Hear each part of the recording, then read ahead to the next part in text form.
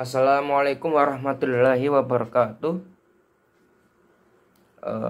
Nama saya Muhammad Novel Mutakin dengan NIM 050101200020. Pada kesempatan kali ini saya ingin mempresentasikan tentang artikel saya yang berjudul Analisis Fatwa Tarjih Muhammadiyah tentang Pernikahan Antaragama, Perspektif Kaidah Fikih. Jadi di dalam artikel ini membahas tentang Fatwa Tarjih Muhammadiyah yang menjelaskan tentang pernikahan antar agama dan akan menggunakan perspektif kaidah fikih dalam pembahasannya. Jadi di Islam itu diatur yang namanya pernikahan baik sesama muslim ataupun pernikahan muslim dengan non-muslim. Nah, ketika seorang menikah dengan non-muslim, jika seorang muslim menikah dengan non-muslim, itu yang disebut dengan pernikahan antar agama. Dan hal itu dilarang di dalam agama Islam. Di dalam Quran dilarang dengan menyatakan bahwa janganlah kamu menikahi wanita musyrik sebelum kamu beriman. Kenyataannya di dalam masyarakat Islam sendiri, pernikahan antar agama ini masih terjadi. Sehingga perlu adanya penguatan atas dalil-dalil yang telah ada sebagai rujukan bagi masyarakat. Nah, salah satu hal yang dilakukan adalah fatwa-fatwa yang ada. Nah, di Indonesia sendiri banyak muncul fatwa-fatwa dari organisasi Islam, dan salah satu organisasi Islam yang membahas tentang hal ini yaitu adalah Muhammadiyah. Jadi, Muhammadiyah juga telah mengeluarkan fatwa tentang bagaimana pernikahan antar agama ini terjadi. Dari fatwa Muhammadiyah ini ada beberapa hal yang bisa dianalisis. Jadi Muhammadiyah ini memberi keputusan Muktamar Tarjih Muhammadiyah yang ke-22 di Malang, di mana tentang fatwa tarjih Muhammadiyah tentang pernikahan antar agama ini terjadi. Jadi fatwa tarjih Muhammadiyah tersebut bisa dianalisis. Menuju ke pembahasan mengenai analisis fatwa tersebut. Yang pertama, sebelum kita masuk ke fatwanya Muhammadiyah tersebut, kita masuk ke pandangan dari para fuqaha mengenai pernikahan antar agama ini. Jadi keempat mazhab, para fuqaha dari keempat mazhab itu sepakat bahwa seorang wanita muslim itu dilarang menikahi seorang pria non-muslim. Sementara seorang pria yang muslim bisa menikahi wanita non-muslim dengan beberapa syarat. Alasan para fuqaha ini melarang wanita muslim menikahi pria non-muslim. Hal ini dikarenakan adanya kekhawatiran dari pelanggaran dari akidah. Jadi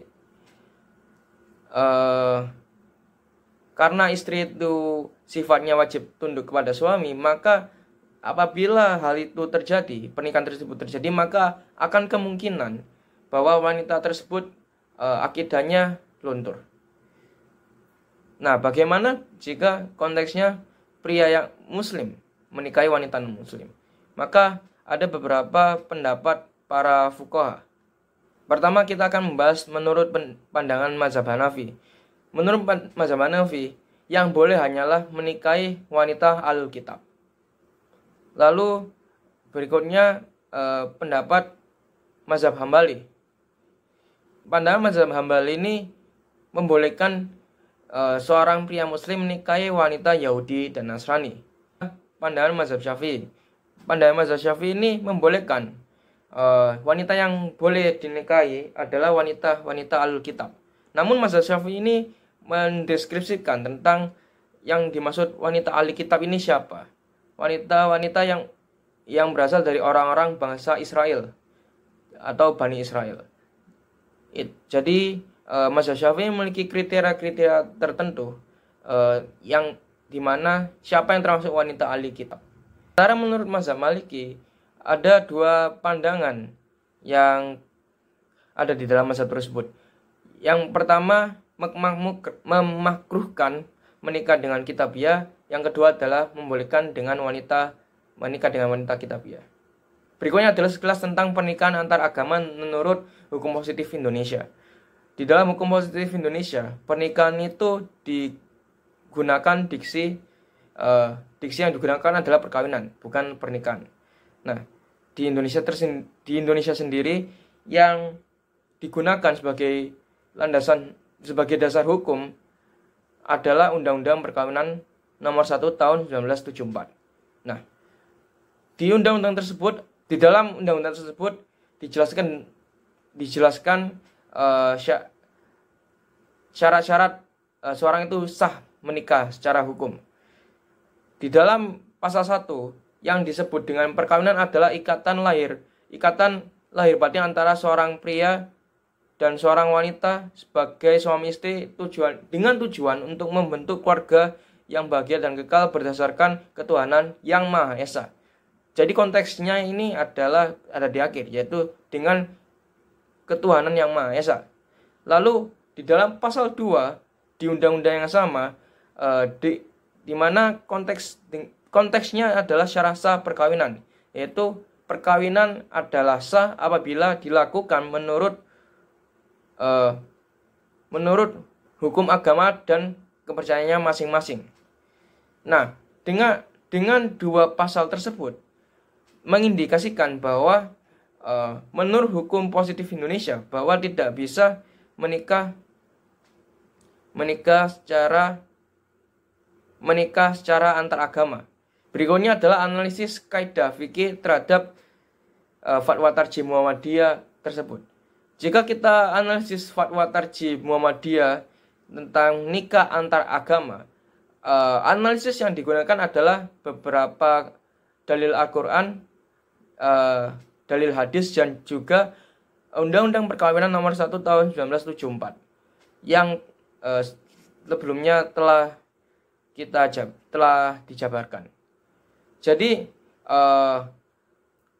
beberapa dalil yang dipakai fatwa Tarjih Muhammadiyah adalah Quran surat Al-Baqarah ayat 221, lalu hadis Nabi yang menyampaikan tentang wanita itu dinikahi karena 4 hal, yang dimana diutamakan adalah menikah karena agamanya, dan siapapun yang menikah wanita karena hal tersebut maka beruntung. Lalu di dalam fatwa Muhammadiyah tersebut dijabarkan pula hukum menikah dengan non-muslim. Apabila seorang wanita muslim menikahi dengan pria non-muslim, maka hal itu mutlak haram. Namun bila kebalikannya, maka ada beberapa pendapat yang Muhammadiyah ambil. Ada dua pendapat, yaitu pendapat yang mengharamkan, yaitu menurut Quran surah Al-Baqarah ayat 120, dan juga pendapat yang membolehkan, yaitu kedua adalah pendapat yang membolehkan atau mubah menurut Quran surah Ali Imran ayat 113.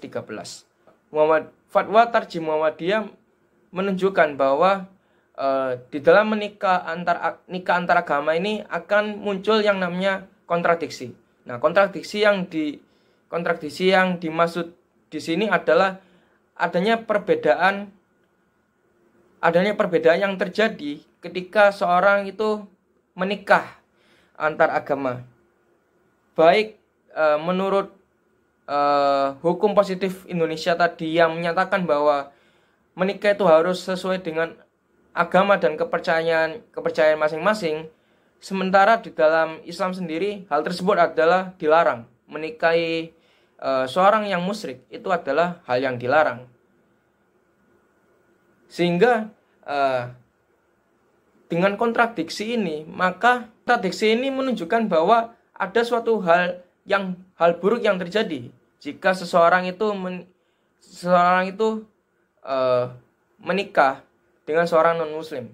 Karena hal tersebut, maka Muhammadiyah menggunakan sebuah kaidah fikih yang dimana kaidah tersebut adalah Darul Mafasid Muqaddam ala Jabil Masoleh, yang dimana dijabarkan bahwa kaidah tersebut lebih menitik beratkan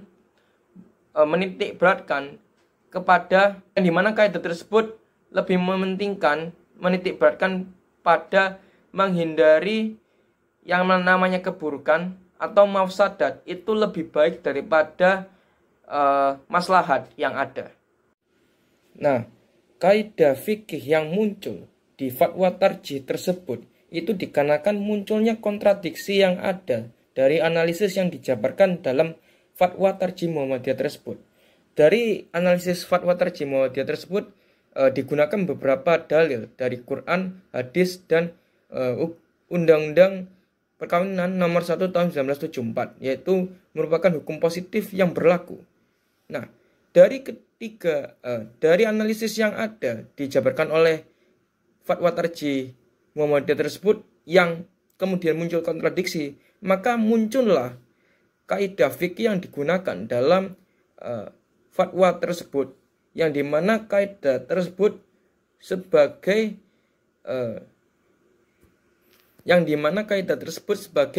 penunjang keselarasan dari analisis yang ada. Karena kaidah tersebut lebih mementingkan menghindari mafsadat atau kerusakan yang ada. Dari hasil analisis tersebut menunjukkan bahwa akan ada suatu kerusakan atau mafsadat yang terjadi, dan itu lebih baik daripada jika menikah antar agama itu memunculkan maslahat, yang dimana justru itu lebih diutamakan menghindari menikah antar agama. Itulah mengapa penggunaan kaidah Darul Mafasid Muqaddam ala Jabil Masalih yang ada di fatwa tarjih Muhammadiyah itu digunakan. Selain daripada juga dijabarkan dalam analisis tarjih tersebut, adapun kaidah fikih yang dicantumkan dalam fatwa tersebut juga karena keselarasan dengan Sa'ad al-Zari, yang dimana menghindari kerusakan itu lebih baik. Karena keselarasan tersebutlah kaidah tersebut dimunculkan di fatwa tarjih tersebut. Nah, sebenarnya di mana letak keburukan dan maslahat dari menikah antar agama? Jadi, jika kita melihat menikah antar agama, seseorang menikah antar agama itu akan muncul yang namanya perbedaan kepercayaan dan perbedaan keyakinan. Nah, letak keburukan atau mafsadat itu terletak di hal tersebut, adanya perbedaan kepercayaan. Nah, terlebih lagi jika yang menikah itu adalah seorang wanita muslim dengan pria non muslim, itu lebih buruk lagi karena pada hakikatnya seorang wanita itu mengikuti suaminya, maka tidak menutup kemungkinan yang namanya kepercayaan seorang wanita tersebut juga bisa mengikuti. Seorang itu bisa jatuh kepada kemusyrikan. Nah, lalu apa letak maslahat dari menikah antar agama ini? Yaitu menjaga akidah. Jika seorang muslim itu menikah sesama muslim, maka akidahnya terjaga. Mereka menikah karena sekufu, yaitu sesama akidah, sama-sama muslim. Karena sesama muslim, maka akidah seseorang itu bisa terjaga karena tidak tercampur sebagaimana seorang itu menikah dengan non muslim. Terlebih lagi akidah seorang muslim wajib dijaga agar tidak terjatuh ke dalam kemusyrikan.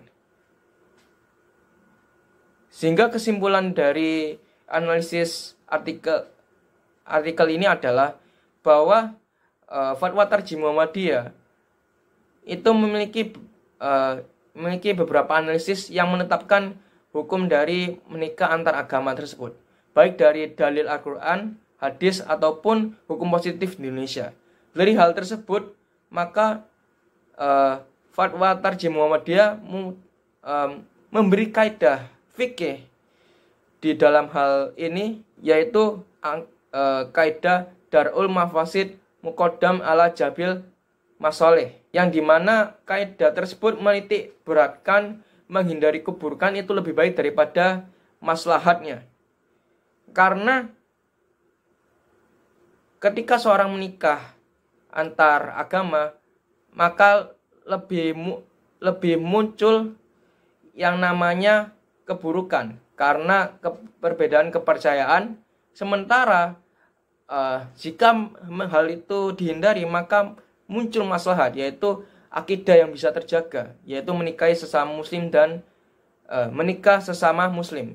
Itulah mengapa dalam Fatwa Tarjih Muhammadiyah ini memutuskan bahwa menikah antar agama ini adalah hukumnya haram. Jadi itu analisis dari artikel analisis Fatwa Tarjih Muhammadiyah ini. Mohon maaf bila adanya kekurangan dalam penjelasan. Terima kasih. Wassalamualaikum warahmatullahi wabarakatuh.